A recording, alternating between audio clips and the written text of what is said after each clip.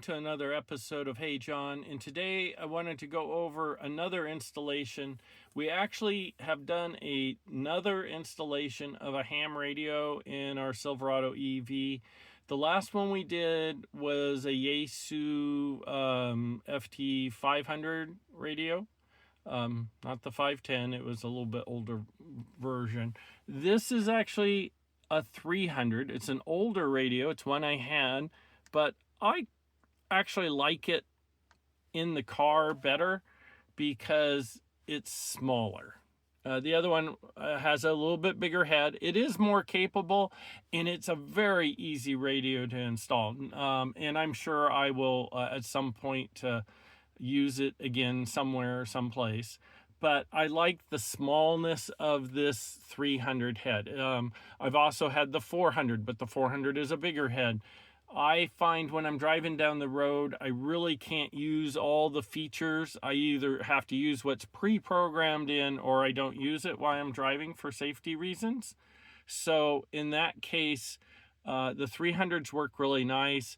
They're dual band, so I can flip back and forth between repeaters. And I do have a lot of things pre-programmed in here, obviously. But this radio, it doesn't take up quite as much room as the 500 did, or a 400. So that's why I decided to put it in here. I'll show you real quick how this radio does require a different installation, because the mic unfortunately does not come out of the head like the 500, so you have to run separate wires for that, as well as there is no speaker in this head, which is why it's smaller. So you have to install a separate speaker, or have the main RF box, the main box of the radio, somewhere where you can hear it, where the speaker is. So let me show you those things. Since I don't have the radio right next to me, I put a remote speaker right underneath the driver's seat. And quite frankly, it's just sitting there, but the wire goes behind and around to the radio. So the radio's not, does not fall forward if you make a quick stop. It's not going anywhere. And it's low enough that even if the seat is lowered all the way, it's fine. So that's where the speaker is. The radio is underneath the passengers. You can see a little giveaway. There's some power and coax that you can see coming out from the trim. And it's underneath the seat here.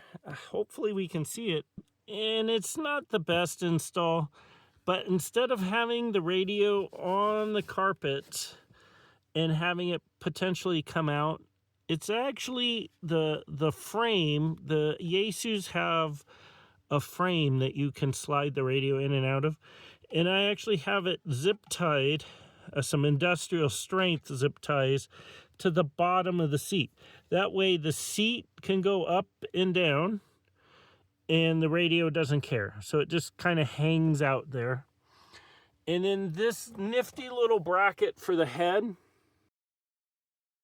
is attached to the bolt holding this seat on. So you do have to get the right size, right type of tool to loosen that bolt there. And in this case, the bracket is actually too big to fit in the channel.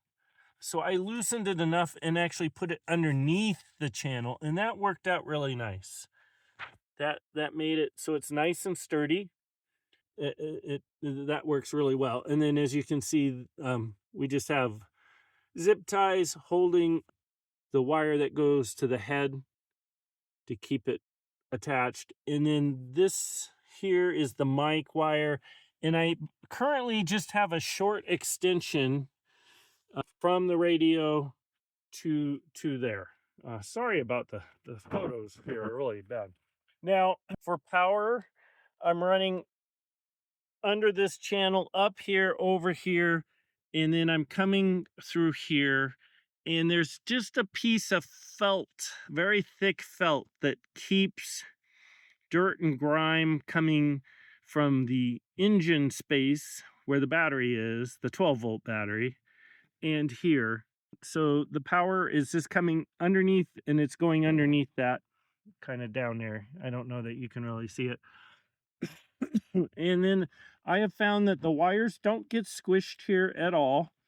And I'm just using some good old Gorilla Tape to hold it. You can see there's still remnants from my previous install where I ran the wire for the remote head from a radio that I put underneath. Now, the other thing I found is the antenna. I found earlier, and I'll show a shot. Before with the previous radio, I had the antenna installed here, and functionally it worked pretty good. But I found I got a lot of wind drag, a lot of wind noise with it mounted here. This truck, believe it or not, the front of it is pretty aerodynamic.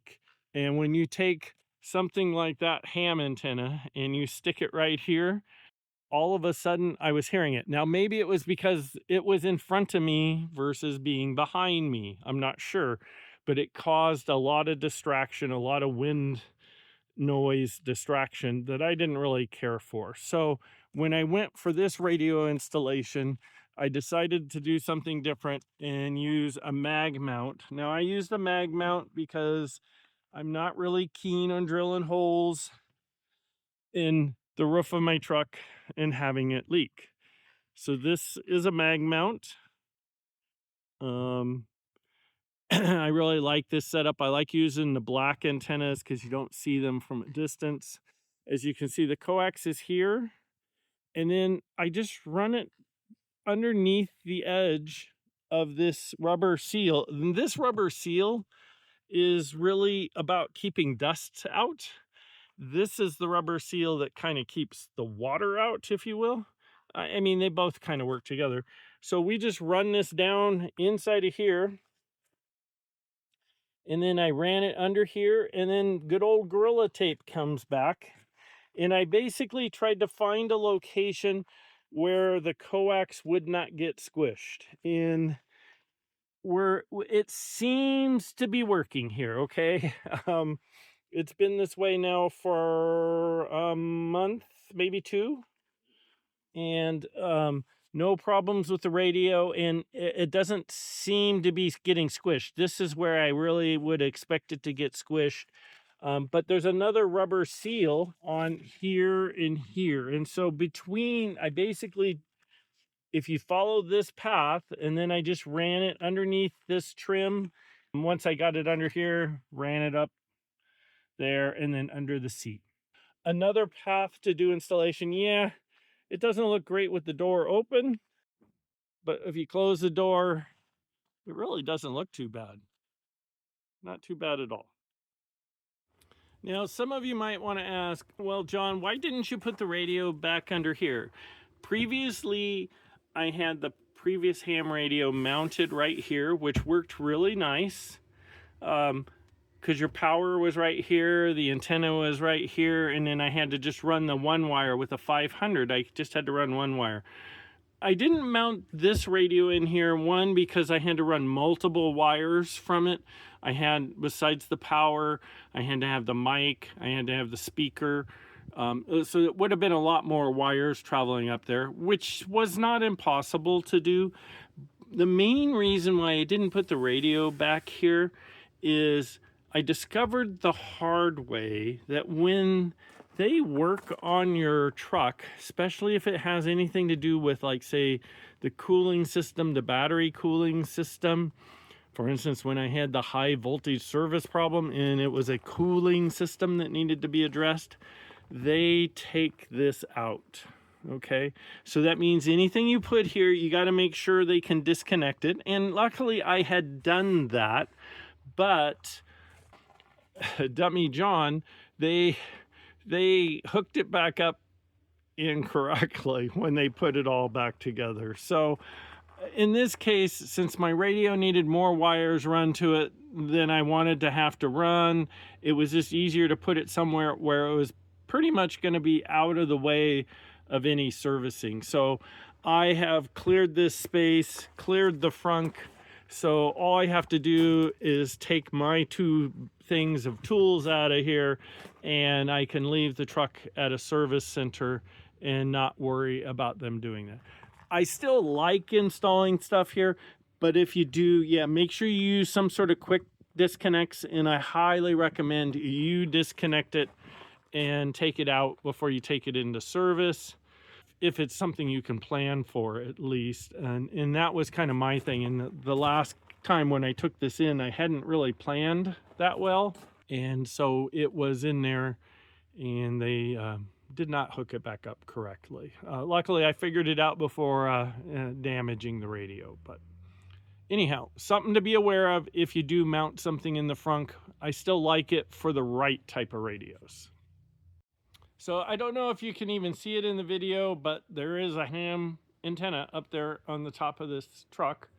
Again, I really like the black antennas. They tend not to stick out very much. Just wanted to kind of show people another way to add some accessories to your truck if you're so inclined, if you happen to be a ham or CB operator or something like that, where you want to add some additional equipment in. Have a great day. Oh, please remember to like and subscribe. I always forget to ask, but I appreciate you guys that have. Thank you. Talk to you later.